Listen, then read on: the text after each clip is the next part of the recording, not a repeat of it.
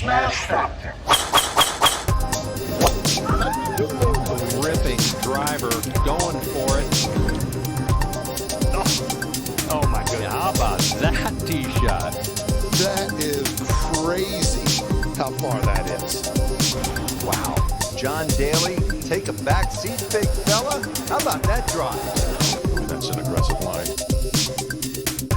That is beyond long. Look at this. He's just driven the green. He has just driven the green. I guess hello world, huh? Welcome everybody to the Smash Factor, Week 7 of the 2022-2023 PGA Tour season, the Worldwide Technology Championship at Mayakoba.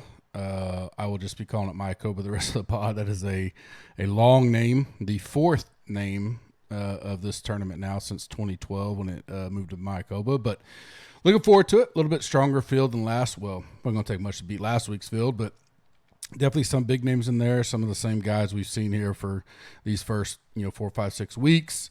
Some guys making their fall swing debuts. I think it'll be a good one. I kind of enjoy it. It's always good to watch. I was down there. I can't remember which year for sure it was. A buddy had a wedding there right outside of it.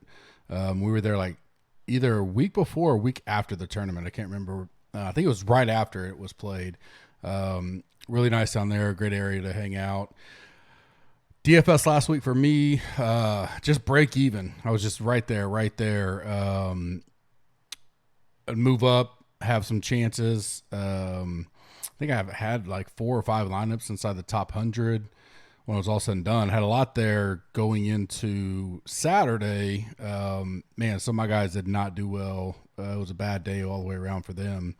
Harry Hall, I know, was one. He shot 6. I had 3 guys that were kind of in all my – I was, I think, double, 3X the field on 6 of 6s. The pool was nice. I think I had 23 out of 30 guys. I did, I think, 50 lineups make the cut. And the cut percentage was only 5% by the time it was all said and done, right around there. So I was happy about that because a lot of good chances, but boy, some guys blew up on the weekend. But 3 of those guys that were kind of core in that all my 6 of 6s shot like a combined 20 over on Saturday. Scott Brown was one. I think he shot 10 over by himself. So just couldn't recover from that. But if I can break even on these type of events and have some potential live sweat going into the weekends, I'll take that and just wait for my time to come. Betting was good-ish. Went 2-3 on the matchups, but we did hit the plus 150 on Thursday. That helped kind of salvage. It was a small loss on the week, 16, 10, and 5 overall. We had Griffin as the outright, 100-1. I posted, I can't remember which hole. I think it was after when it looked like he was about to get he had just got his second bogey and didn't look good. I went into the Slack and posted a hedge on Powers at that time. Got a little worried there for Powers. I thought maybe someone like Dietrich or someone was going to backdoor Rogers, backdoor into it. Some were struggling coming down the stretch, and Griffin certainly did. I loved his interview. I thought it was great. I don't know if he kind of omitted the nerves and all that kind of stuff. And for those that ask, so on live bets, and I always say this on all the stuff, the only place I can post that in real time is Slack. So you can get in our Slack if you don't want to mess with it. You can literally mute every channel in there except for the GC announcements channel, and I'm the only one that can post to that. And so, or one of the, so no one's in there. There's not a lot of stuff going in there, and that it auto feeds our posts from the site too. So if you anytime one of us write something on the site or post an article, it automatically posts to that one channel. So you can click the link there. That's another plus to it. But for, it's rare I do like second half bets, stuff like that. I will from time to time football wise, but golf wise, especially if you bet and that we got a guy down there in a potential hedge situation, I would make sure I have that channel on. You may just hedge yourself, but if you're wanting my advice, that's where I give my personal. And I hedged, just to get us some profit on it. but we're still going to make plenty if Griffin had hit it, even with the hedge. But it's a good sweat, kind of coming down there. NFL was going on. It's always fun to have a golf sweat during the NFL season as well. Right now, if you want to join us, use the code SMASH, 20% off any package, risk-free trial, 7-day risk-free trial if you're a first-time subscriber. Try us out 7 days. You don't like it, you can cancel. You will never see a charge. That code, you can move up and down, upgrade inside of our site if you want to go weekly, monthly, annual. If you want to go to the tools, if you start out just content only, you can upgrade that code, and that will 20% off will stay locked in for life. Rate and review us on iTunes. I will be doing giveaways for Black Friday. Probably have some promos and stuff going on for that as well. But definitely be doing some giveaways like I do, for the majors and kickoff season, all that kind of stuff. Still got plenty of stuff over there from the Masters, PGA Championship, and St. Jude, the FedEx Cup, where I went to the Golf World Championship at. So we'll do some giveaways that week of Thanksgiving. Rate and review us on iTunes, get you in there for free. Subscribe on YouTube, get you in for free. And then anytime you leave a comment, it throws you in there as well. This week, tell me who you want to play in the 10K range. Got 6 guys, 10K and up, all the way to I think 11-4 is what Scheffler is. So tell me your favorite play out of those 6, and that'll get you into the drawing. We're at El Camino Golf Course, par 71, 6,900, 4 par 3s, 3 par 5s. Kenny Kim's got his article up. You can go check it out on the site. I believe it if it's not up, it'll be up a little bit earlier or later this morning. Club down course, so definitely accuracy over distance. Second shot course, you want to position. You want to be in good position in the fairways. Have a good attack at these greens. Approach is going to be the biggest deal here, and then putting. Right, gonna have to go relatively low to be in the mix here. So that gives us 11 par 4. So that's something that I'll focus on this week a little bit. With so much of it being par 4 scoring. Seaside, Paspalum greens, very common in these type of events. We've seen that over and over.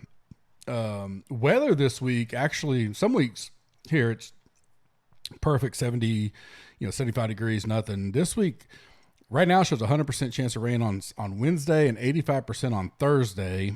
Does have isolated Thursday. We'll kind of see. That's going to be something to pay attention to. Then it moves out, and there's very small, like 20, 30% chance the rest of the week. Looks sunny. But those first day and a half or so could see some wind pockets, kind of like we saw last week. I mean, it would be perfect. And then a storm come through, and it moves out. I don't think it'll be quite like that. Not, with this being a little bit different setup. But may be a factor on the weather that we definitely have to keep an eye on as we get to tomorrow night. Cut, I have around -3, -4. Weather could impact that a little bit, but that's about what we've seen here. In the winter, I have it at -21. I think you're going to have to get high teens, low 20s for sure. Past when they have played this at this course since 2012. When it was the Mayakoba Golf Classic, then it turned into the OHL Classic at Mayakoba, then the Mayakoba Golf Classic again, and then now it's the Worldwide Technology Championship at Mayakoba. Back-to-back winner Vic Hovland, he's in the field this week. So we've had 23 under, 20, 20, 22, 19, 21, 18, 17, 21. So you can kind of see, for the most part, you're still going to have to go low, be shooting 4 or 5 under each day to have a chance. Brendan Todd, Kuchar, Kazire, Perez, Graham McDowell have all won here. Hoffman won here in 2014. Ortiz, twice runner-up. Danny Lee, Aaron Wise runner-up. Fowler. So you kind of see there's no just one locked-in, type that we're looking at this week. Stats for me with that. Let me hop all over here. I'm looking at good drives, birdie or better, good approach, par 4 DK scoring, and opportunities inside 18 feet, as well as creating, some kind of course fit model. We don't have stats here than recent form. I probably weigh recent form a little bit heavier right now, and mainly the guys that have been playing. It maybe just be a tiebreaker deal, but if there's a guy that's played 2 or 3 times since the end of the season or President's Cup or something like that. I like that a little better. I'll get to one here in just a second. Would be, Finau and Scheffler. Really, the only difference is for me, I think Scheffler would be lower owned, but he's at least played. So it's kind of a reboot. And so he hadn't played well. So we'll see how we get into that. He was a fade for me at CJ Cup, and that was fine, but I think he may be in play this week. Most of these guys have played this at least once since 2017. Only 24 have. This will be their first time seeing the course. So a lot of guys to see there, and you'll see there's a lot of done well, miscut, 59, miscut, done well. Even Hovland, miscut, first. Hoffman, going back to he won in 2014. He's had several miscuts, and then top 20 stuff like that. So I think each and every year, there's some that do have pretty good history. I don't think it's the end all be all by any means, but something to look at, especially if they've never been over here. It's a little, if maybe, especially their profile, see if they've ever been around like this type of greens and stuff like that. That's some of the stuff I'll do tonight during the deep dive. 6 in the 10K range, 7 in the 9K range, 9 in the 8K range, 36 in the 7K range, and 73 in the 6K range to get us going. Sweet 16, same format per usual. I like Griot to start off, 9,100. Be interesting to kind of get the pulse of the industry. It's always harder in the fall swing. It's not as important to too many people. So you kind of dive through all that. Typically, a lot of people go to the same type guys. I think Griot could be on that. Decent. He had a 4th at Zozo, then 2 okay finishes. Outside of that, nothing crazy. He plays this place all the time. He's played it every year since 2017. 3 top 10s, 4 top 15s if you want to count that, a 41st, but then last year missed the cut. So the price feels good. I feel like, that's a good price for him. Coming in 6th in stats, 25th in this the putting mix here. He's top 33 or better in all 5 of the major stats I'm looking at. So pretty solid, profile. We've seen his putting uptick as of late. Now going back somewhere comfortable. In general, I like him a lot this week. See how, talked up he gets for sure. I think he could be on the radar of several people. Billy Ho, 10K, not a guy I go to a lot. Again, like that he played. He's played at the CJ Cup, got 7th. Surprising to me, he's played 5 out of the 6 years here. I don't remember that per se, but a miscut to start it out, and then 21st, 8th, 3rd, and 33rd. So definitely like good history here. Shook off the rust a couple weeks ago at the CJ Cup. All those things, took a week off for Bermuda. So all that looks positive to me. He's the cheapest guy in the 10K range. I don't see him getting popular, so I kind of like that as well. Next guy up for me, Mav McNeely. He's not high in my rankings, but stat-wise and all that, I got a feeling he'll come up during the deep dive a little bit.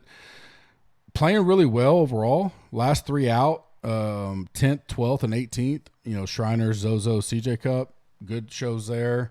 Then he's played here the last 3 years. 26th, 12th, and 11th. So he's improved every year he's been here.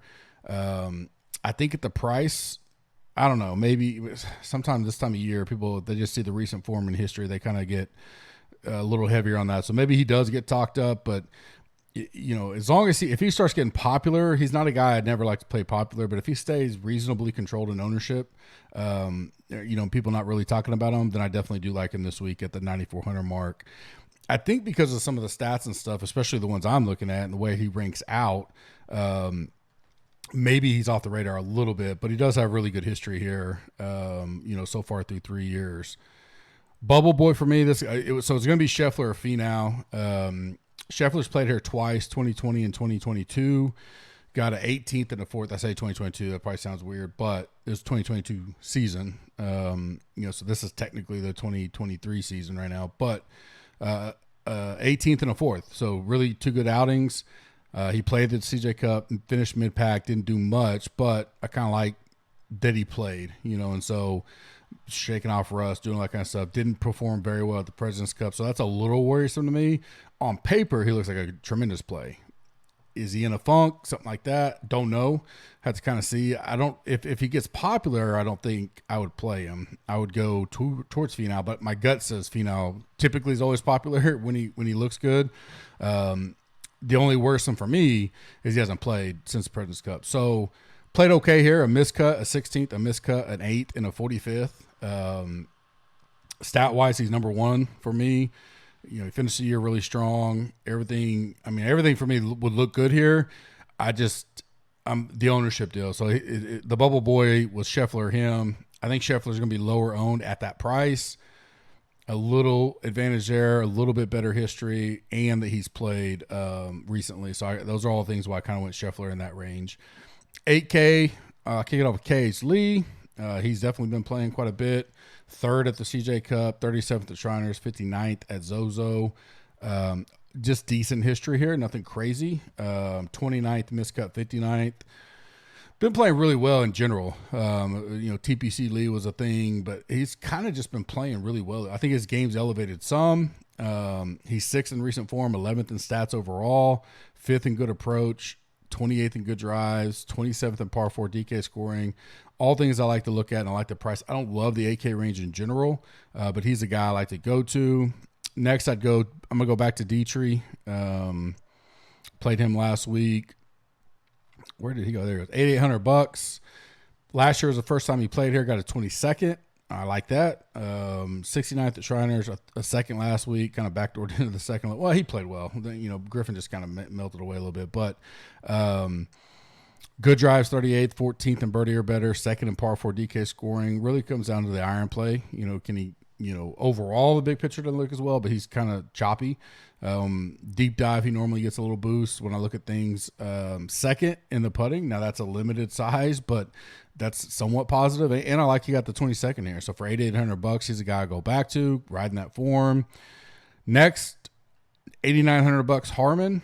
Not in love with this. I kind of struggled to get 4 in this range that I really am comfortable with, which makes me think this will be one of two things. You'll have a lot of dead zone, or if everybody's on the same guys, you may have to pivot off. Let's say everybody's back on Dietrich. I don't know about Cage Lee, but if those two get really popular because of what's around them, I may have to make some game theory decisions there. Harmon's played here 5 of the last 6 years. Never done anything great. A 55th, a 68th, 72nd, a 30th, and then a missed cuts. But made the cut 4 out of 5. But at 8,900, we need that upside. He has played well. 23rd at CJ Cup, 15th at the Shriners, 5th in course fit, 9th in recent form, 22nd in stats. Everything looks pretty good. Made the cut here, like I said, 4 to 5 times. He just hasn't done that. Can he? Probably. And so I don't mind going to him, especially if he's kind of low owned right there at that price. Tambo's Best Buy pricing at $8,900. 11th in good approach, 18th in opportunities inside 18 feet. I like, he's 33rd in the putting, so top 25% there or so. Enough there that I do like him. He's worth a look for me. Keith Mitchell's a bubble boy. He looks really good. He's made the same thing. He's made the cut 4 out of 5 years, has done absolutely nothing on the weekends. 68th, 65th, 70th, and 56th. So that's why he's the bubble boy. I need to deep dive a little bit and kind of see what's happened over those 5 years. Played since, the new swing, 60th at Shriners, 40th at CJ Cup. Played but not done well, but that's why he's all the bubble boy, right? I don't see myself getting there, but super low owned, doing a lot of lineups or something. He's a guy that I have on my radar to take a look at. 2nd in good drives, 10th in good approach. 2 big stats I'm looking at, and so I do like that as well. 7K range, SH Kim, I'll go back to him. I think I played him almost every week that he's played in the fall swing. Miscut last week, so maybe we get a little bit of a bounce back from him. Hasn't played here. It's a little bit of a negative. I think he was fairly popular last week, so we may get people move off of him. I like him in the betting market as well, 150 to 1. 4th in birdie or better, 3rd in par 4 DK. My only note would have been if I thought he was going to get popular, this may be a week to kind of not go there, but I kind of think the way it's setting up that he won't get too popular this week. coming off the missed cut. And then 64th at CJ is almost last. Remember, that's a no-cut event. Buckley, 7,500. I do like Buckley this week. Hasn't played here. That's probably the only negative, but 20th at Shriners, 5th at Zozo. We've been playing him a lot. 6th in good drives, 6th in opportunities inside 18 feet. 42nd in birdie or better, 28th in par 4 DK. $7,500. Those are all good enough numbers for me to, definitely take a strong look at him. Really think his game's starting to elevate a little bit. That price, I'll definitely have some shares of him this week. And then right below him in my rankings, Hodges. I like Lee Hodges, similar profile. Missed cut at Shriners within a 23rd and a 7th. He's top 36 or better in every category I'm looking at. 15th in opportunities inside 18 feet. Limited stats on the putting, but doesn't rate out well. He doesn't rate out putting well anywhere. So that is what it is. My one negative for him would be because I hadn't seen him on this, maybe this surface helps him on the putt. It can't get no worse really, because he's not really that great a putter. He's, stat wise, he's tremendous overall. For the price, he's 9th, and so I like that a lot. Probably have plenty of him too. I like that price point, $7,500. Bubble Boy is Rogers. We know my relationship with him. He's done us well lately. Played well last week. 3rd. Okay history here. He's kind of one of those guys I was talking about earlier. A miscut, 14th, miscut, 58th, 17th, miscut. So 2 top 20s, 3 miscuts, a 58th. It's kind of all over the place there. If he's popular coming off the 3rd, I don't mind passing on him. If I can keep the ownership in check at $7,900 with that profile, I'll definitely have some Rogers this week. So that's why he's the bubble boy for me. 6K range, I'm gonna go back to Griffin. No reason not to. Kind of hope because of the way he fell apart, and maybe people think that's gonna mess him up, psychologically or something. That we get lower ownership because his pricing is not. I mean, it's just too low at $6,800. So I'll go back there. If he was super popular at $6,800, then maybe we talk about that. I just don't see it really. Hopefully not. I want to go back there, and I think he played well with what do you have? 3-4 shot lead there. When he went birdie on 10, birdie on 11. So I get it, but I don't mind going back to him. Kevin Yu, same thing. I'll go back to him. He did us well last week, a 3rd. Finished strong on Sunday, $6,900. Good pricing. He was 37th at Shriners also, so it wasn't like this is the only thing he's done well at. I'll go back there all day for $6,900. Callan Tarrant, he was a guy that he was one of my 7 that missed the cut in the pool. Had plenty of him. He was on several, I think it was him and maybe Robbie Shelton, I can't remember, that were on several 5 or 16s that really would have been nice if I could have got one of them in. But the price, I'll just go back to it. And I know he missed the cut. I know he just fell apart a little bit Friday because he won our 3-ball match Thursday. He shot like 67, and I think he followed up with like a 72. So $6,700. I'll take the shots there. I don't mind going back there. 10th in recent form, 27th in stats in the field, 23rd on this putting. I know that's limited, but still. 29th in the course fit model as well. All positives for me. And that price, $6,700. I'll go back to Taryn all day long. Brandon Wu, he is $6,900. I'll go back to him. Played him last week. A 35th. I'll take that. 29th at Zozo. 56th at Shriners. He did play here back in 2020. He made the cut. Only a 55th, but I'm not too worried about that. Stats are just okay. He just seems to always find a way to get something done. It clicks for him in one way or the other. Can fall off a little bit later in the tournaments at times, but at the price, just the pedigree, he's just a guy like that I'm going to keep playing, especially at $6,900. Give me an upside of a top 30 or better. I'll take my chances going back there this week. Fade of the week for me, Morikawa 10-6. Just don't want any part of that right now. I'll let other people take that. Has never played here. That kind of surprised me. Kind of surprising that he would. Well, I mean, not really. I guess he played the Zozo, played CJ Cup. I don't know. Just that price, I'd rather go down or up from there. At different places. Sleeper of the week. And again, these are always try to hard, especially in the fall swing, to figure out who's truly going to be a sleeper. But I like Piercy. I believe I played him last week. I'm pretty sure I did. He missed the cut.